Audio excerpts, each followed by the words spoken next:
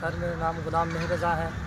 आपसे सवाल करना है जी कि जैसे कि आखिरी अशरा आ रहा है, इसमें लैलतुल क़द्र की रात आ रही है जी जी।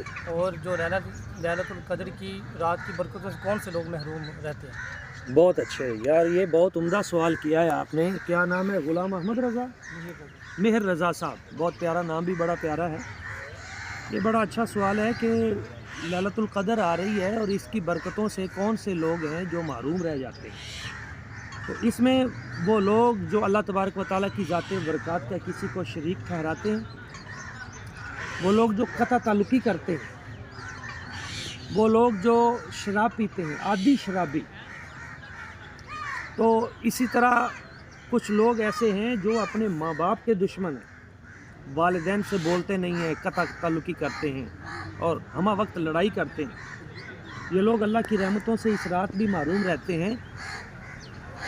नशई लोग, तो इस रात से पहले पहले उन लोगों के लिए भी ये पैगाम है कि इस तरह के बुरे आमाल इनको तर्क कर दें, पुख्ता तौबा करें। देखें, नबी करीम सल्लल्लाहु अलैहि वसल्लम मदीना तैयबा में मौजूद थे और सरज़मीन मदीना तैयबा में मस्जिद नबवी के अंदर बाद लोगों की गुफ्तगू बुलंद हुई, यानी शोर सा पैदा हुआ। आप अलैहिस्सलाम तशरीफ़ लाए और हुज़ूर ने फरमाया, मैं तुम्हें लैलतुल क़द्र बताने आया था कि कौन सी रात है लैलतुल क़द्र।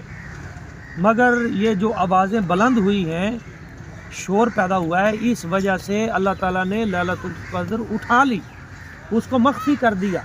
इससे हमें बहुत बड़ा एक सबक हासिल करना चाहिए कि नबी पाक सल्लल्लाहु अलैहि वसल्लम खुद मौजूद भी हों और मस्जिद नबवी हो और वहाँ पे कुछ आवाज़ें बुलंद हों तो रहमत वहाँ से उठा ली जाती है। खुद रहमत आलम सल्लल्लाहु अलैहि वसल्लम हुजूर भी मौजूद हैं और वहाँ पे चपकलश पैदा हुई है और उस वजह से वो बरकतें रहमतें उठ गई हैं। तो आज जिन घरों के अंदर लड़ाई होती होगी, आपस में हसद, फसाद, बुग़्ज़, कीना और एक दूसरे से नफ़रत, तो उन घरों से रहमत और बरकत कैसे नहीं उठाई जाती होगी। इसलिए हमें इस महीने में इत्तेहाद व इत्तेफाक के साथ, प्यार मोहब्बत के साथ और एक दूसरे के लिए वुसअत ज़र्फ़ी और वुसअत क़ल्बी का मुज़ाहरा करते हुए दूसरों को माफ़ कर देना चाहिए और ख़ास तौर पे अपने वालिदैन के साथ, बहन भाइयों के साथ और जो करीबी रिश्ते हैं उनके साथ हमें अच्छे अंदाज में पेश आना चाहिए ताकि इस रात की बरकतें हमें मिल सकें।